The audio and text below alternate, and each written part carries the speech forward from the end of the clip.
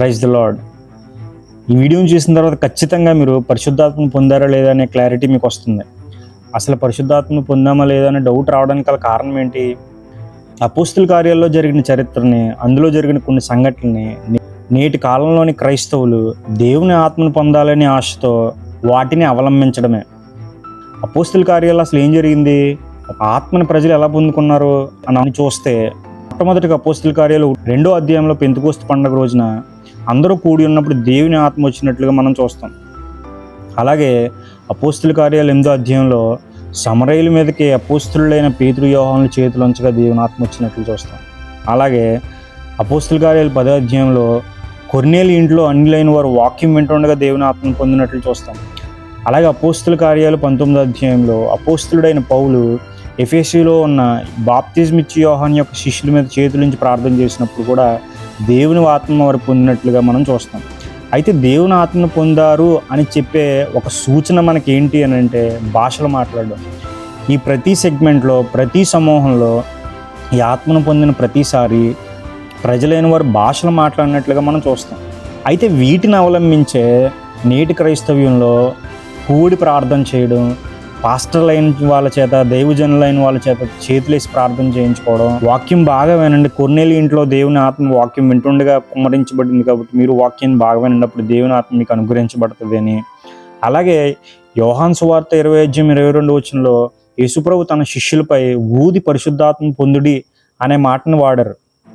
దీన్ని కూడా ఆధారం చేసుకుని చాలామంది పాస్టర్లు నేటి కాలంలో, నేటి సంఘంలో ఊది పరిశుద్ధాత్మను పొందుకోండి అని చెప్పడం కూడా మనం చూస్తాం. అయితే అపోస్తుల కార్యాల్లో జరిగినట్టుగా నేటి క్రైస్తవ సంఘాలు కూడా అదే విధంగా దేవుని ఆత్మను పొందాలని ప్రాక్టీస్ చేస్తున్నప్పటికీ, సిద్ధాంతంగా దాన్ని ఫాలో అవుతున్నప్పటికీ, అపోస్తుల కార్యాల్లో ప్రతి సమూహం మీదకి దేవుని ఆత్మ వచ్చి భాషలు మాట్లాడినట్లుగా నేటి క్రైస్తవ సంఘాల్లో మాత్రం దేవుని ఆత్మను పొంది భాషలు అయితే మాట్లాడలేకపోతున్నారు. అందువల్లే భాషలు మాట్లాడలేని కారణం చేత క్రైస్తవుల్లో అసలు ఆత్మను పొందామా లేదా అనే డౌట్ వస్తుంది. ఇంతకీ పరిశుద్ధాత్మని ఎలా పొందాలి, పరిశుద్ధాత్మని ఎలా పొందాలి అనే ప్రశ్న తప్పు. పరిశుద్ధాత్మని ఎప్పుడు పొందుతాము అనేది సరైన ప్రశ్న. పరిశుద్ధాత్మని ఎప్పుడు పొందుతాము అనేది స్వయంగా యేసుప్రభువు, అపోస్తులుడైన పేతురు, అపోస్తులుడైన పౌలు వారి మాటల్లో చెప్పినట్లుగా మనం చూస్తాం. యేసుప్రభు యోహాను సువార్త 7వ అధ్యాయం 38 తన యందు విశ్వాసం ఉంచేవారు పొందబో ఆత్మను గూర్చి ఆయన ఈ మాట చెప్పును అనే మాట కనబడుతుంది. అంటే విశ్వాసం ఉంచిన వారిలో దేవుని ఆత్మ అనుగ్రహించబడుతుందని నేను అర్థం. అలాగే పేతురు కూడా దేవుని ఆత్మను పొందిన వాడే. అపోస్తుల కార్యాలు 2వ అధ్యాయం 38 మీరు మారు మనసు పొంది పాపక్షమాపణ నిమిత్తం ప్రతివాడు యేసుక్రీస్తు నామమున బాప్తిజం పొందిడి, అప్పుడు మీరు పరిశుద్ధాత్మను వరమును పొందుదురు అని పేతురు కూడా చెప్తున్నారు. ఇక్కడ యేసుక్రీస్తు నామమున బాప్తిజం పొందాలి అని అంటే యేసుక్రీస్తు దేవుడని ఫస్ట్ విశ్వసించాలి. అలా విశ్వసించిన వారికి దేవుని ఆత్మ అనుగ్రహించబడుతుంది అని పేతురు చెప్తున్నారు. అలాగే అపోస్తుల కార్యాలు 19వ అధ్యాయం 2వ అపోస్తులుడైన పేతురు బాప్తిజం ఇచ్చి యోహాను యొక్క శిష్యులను ప్రశ్నిస్తూ మీరు విశ్వసించినప్పుడు పరిశుద్ధాత్మను పొందితిరా అని అడగడం మనం చూస్తున్నాం. అంటే విశ్వసించిన వెంటనే దేవుని ఆత్మ ఇవ్వబడుతుందని పౌలు చెప్తున్నాడు. ఇంకా గలతీయులకు రాసిన పత్రిక 3వ అధ్యాయం 2వ ధర్మశాస్త్ర సంబంధ క్రియల వలన ఆత్మను పొందితిరా లేక విశ్వాసంతో వినుట వలన పొందితిరా అనే మాటలు వాడుతున్నారు.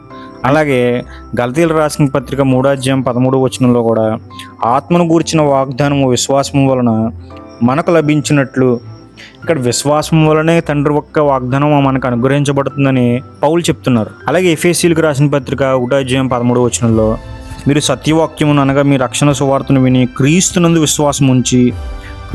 విశ్వాసం ఉంచాలి, వాగ్దానము చేయబడిన ఆత్మచేత ముద్రించబడితే. ఇలా వాగ్దానం చేయబడిన ఆత్మ విశ్వసించినప్పుడే అనుగ్రహించబడుతుందని పౌలు ఈ పత్రికల ద్వారా మనకు చెప్తున్నారు. అలాంటప్పుడు అపోస్తుల కార్యాల్లో యూదులు మరియు సమరయులు ఆల్రెడీ యేసుప్రభువును విశ్వసించినప్పటికీ ఎందుకు అపోస్తులైన వారు చేతులుంచినప్పుడు, అలాగే వాళ్ళు 10 రోజులు మేడగదిలో ప్రార్థించినప్పుడు దేవుని ఆత్మ అనుగ్రహించబడింది అనే డౌట్ మనకు వస్తుంది.